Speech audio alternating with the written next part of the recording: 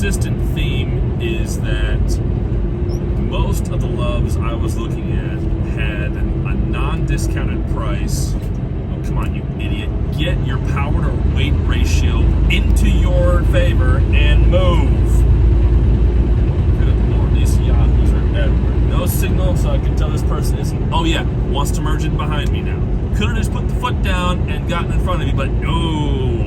Had to slow down, and oh no, the big truck's right there, man. Oh no, it's game over, man. It's game over. I can't get through it. I can't go faster than the truck. Oh no, it's gonna be a horrible, horrible thing, man. Anyway, where was I? Yes, diesel prices, Loves travel stops. They're trending under 4 a gallon. Now the Loves I just passed here in the corridor between Raleigh and Greensboro was still 428. So there are still some spots on the East Coast that are definitely well above 4, and a lot of them are further north of here, at least as far as I've seen from my experience. I haven't been to Florida in a while, I haven't been to Georgia in a while, but there are places in Virginia, Pennsylvania, and Maryland, I think, that are all trending above 4 a gallon still, but you know, a lot of those places, most of us have fuel cards, we get a good discount, or the fuel bill isn't ours to begin with, so we don't care. When the fuel bill is yours, you gotta get a good fuel card, you gotta make sure you have a good discount, yada, yada, yada. Anyway, so I checked a bunch of Loves all the way up my route. With the exception of that one I just passed here in the Greensboro area, they're all under 4 a gallon, which is superb news. Now I just need those to get under 3 a gallon, and like we can really do some cooking out here. Is that likely to happen? Not really, but with discounts and the right price factors, yeah, it absolutely could happen. So that got me thinking, all right, how likely is this price depression in diesel likely to last? Now, I hesitate to use depression as the appropriate economic term here, but compared to, I guess you could say diesel prices are starting to quote-unquote normalize compared to the price of actual raw crude right now. Even though OPEC has come out and said, yeah, we're going to keep our rate cuts in place through 2025, essentially. They said sometime in 2025 they were going to keep their rate cuts in place through, I forget the details, if it was through October of 25 or December of 25, or if it was sooner than that, I really don't know. But that I would have thought that would have immediately sparked a spike in diesel prices here in the States. I would have thought we'd be trending up back towards, high 4s, even low 5s. Getting back to the dark times, as it were. And yet prices of diesel in the U.S. still continue to slide. Now, I am not an economist, obviously. I'm a truck driver, obviously. So there's a lot of factors in here that I just don't have the appropriate knowledge to speak on, but speculation tells me that the contraction in logistics is having an effect on diesel demand, at least to a very small degree. If there's less freight moving, that means there's less fuel being used to move that freight. Or if that freight is less voluminous in the trailers, that's going to save fuel as well, even if it's, a minute fraction of a gallon here and there, it's still going to add up. And you think about over 3 million trucks on the road moving the U.S., and they're saving, a 32nd of a gallon here, a 10th of a gallon there, a 64th of a gallon over there.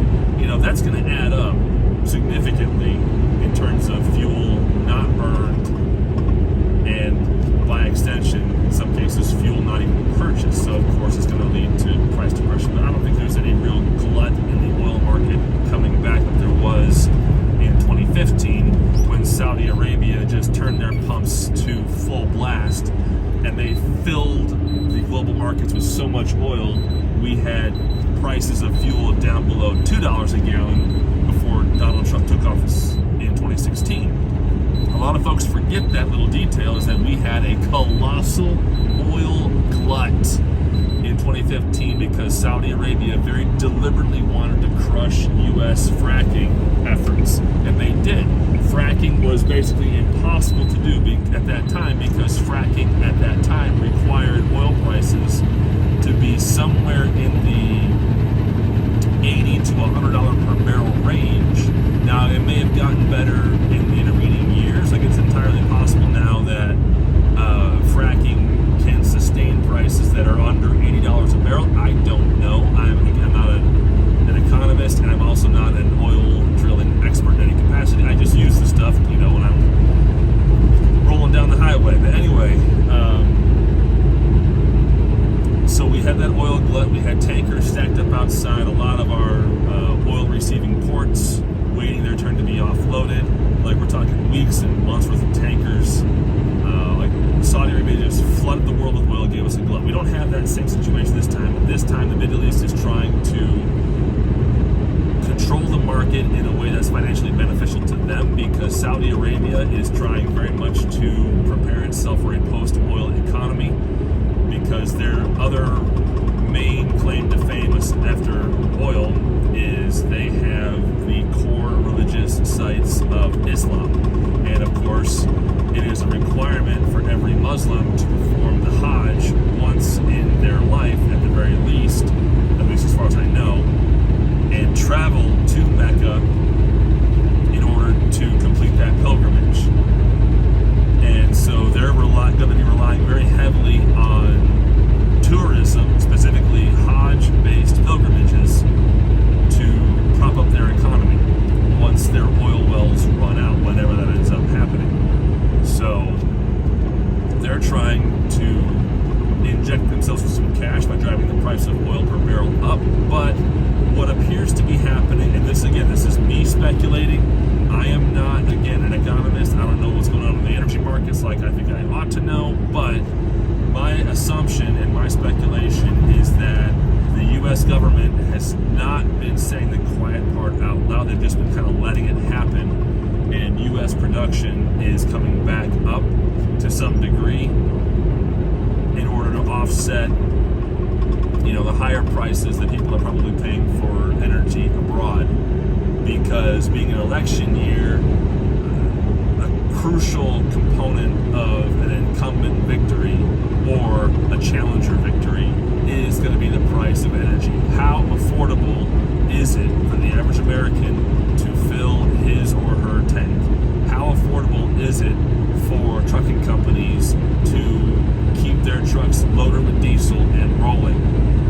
How much of an expense is energy for any given business, whether it's a fixed brick and mortar location or a rolling business like a truck? Those do play crucially into election results, because if there's a high cost that is negatively assessed to the incumbent, if there's a reasonable cost or a low cost, it is positively assessed to the incumbent. And even though I believe very firmly that Mr. Biden should lose this election quite badly, it is in his political it is to his political advantage to allow U.S. energy prices to come down, despite the hard pressure from the left to go to EVs and solar and wind power and get away from fossil fuel and everything. The U.S. economy is nowhere near ready to make that full transition yet, and likely never will be, considering that we are not a small group living in a very small area. We're not like England or any of the European nations where the majority of the population can be reached, accessed, or traveled to via public transit. We are spread across a 3,000-mile wide nation that is also about, it's about, I think we're 3,500 miles wide from Maine to California, maybe 4,000 miles.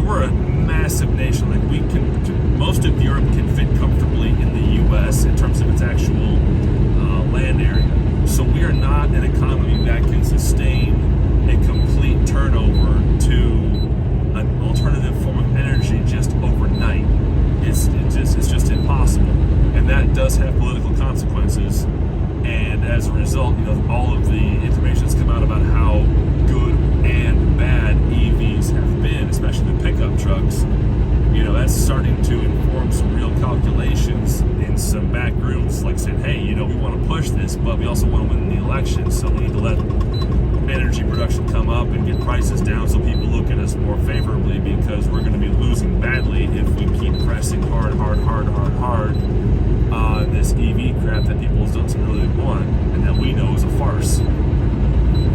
Anyway, so that's my speculation as to why diesel is down. And also, we're in the summer travel season. Memorial Day is past. This is the time of year when people should be doing a ton of driving, going to Disney World if they still like that, and going to other amusement parks and traveling on summer vacations and whatnot. And with the economy being how it is, I really don't know just how much summer tourism the average American is doing this year. In the last few years, it was a whole different ballgame. When we got out of COVID, the roads were clogged and things were a mess. The last couple of years, as the economy has gotten worse and people's budgets have gotten significantly tighter, I'm not sure there's going to be a whole lot of that going on this year compared to previous years. That's also going to have political consequences and also going to have economic consequences, because in terms of tourism driving other business, that's going to lead to potentially stagnant freight volumes in certain markets, and it can also contribute to even greater price decreases or price declinations in energy, fuel. So there is a real possibility that diesel could get even lower. But again, the question is, how long will that be able to be sustained? Will that sustain through to the election? Will that go all the way through past the election and in the inauguration? Is this the new normal for U.S. energy? Are we looking at a correction in U.S. energy markets as U.S. production has to come back up to meet demand and also to offset, the energy that we're selling to Europe to keep their prices in control, because they're not getting oil from Russia, because those spigots have been turned off mostly because of the war in Ukraine. And when that war eventually or inevitably ends, ideally with the massive Ukrainian victory over eastern Ukraine, aka Russia, that will then have consequences in the energy markets as well, because when Russian oil can begin re-entering the European market, that is absolutely going to affect European energy, and that will also affect U.S. sales of energy to Europe, because if they can pipe it in instead of shipping it in, they're going to do that. It's a little more direct, probably a little bit cheaper, at least in theory, which in turn will mean more energy for the domestic market, which in turn will mean lower prices, which in turn could mean that if the war in Ukraine does end in the next year or less, especially ideally, and relations with Russia get normalized to the point where they could sell energy to Europe again as part of their post-war recovery. And people are going to buy oil from them again. And as soon as the opportunity comes up for Europe to buy oil from Russia, they're going to do it, because it's going to be, they're probably going to get it at a good discount, and it's going to be a direct pipeline feed to them. And honestly, in this modern age of geopolitics, as much as it would be good for the entire world to isolate and ostracize Russia and China, we no longer live in that kind of world anymore, where you can just wall off a nation and let them rot for a generation or two until they learn to not be, jerkwads. As soon as the opportunity comes up for Russian energy to be consumed by European markets, they will consume it in great quantities in order to drive down their domestic prices, because they are facing intense pressure in their own home markets, whether it's an EU nation or not, to, quote unquote, do something about the cost of energy. And the cost of energy in European nations has always been utterly absurd. They price it by liter, and I think it's on average 1.5 to twice the cost of a gallon of regular gasoline in the US, and it's by liter. Okay, so you figure $4 in gas in the US will get you probably 3 or 4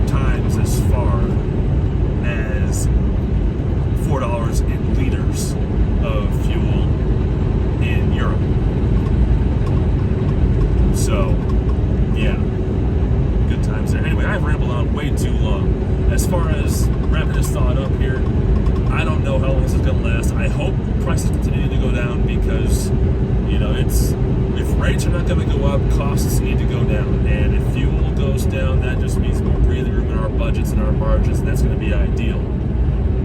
So let's hope that happens. Let's hope it's sustainable and sustained, and we don't have utterly foolish energy policy come in next January 20 and just destroy everything again like Joe Biden did last time around. So with that being said, YouTube, thank you so much for watching, listening to my ramble. I appreciate it, and I will see you down the road.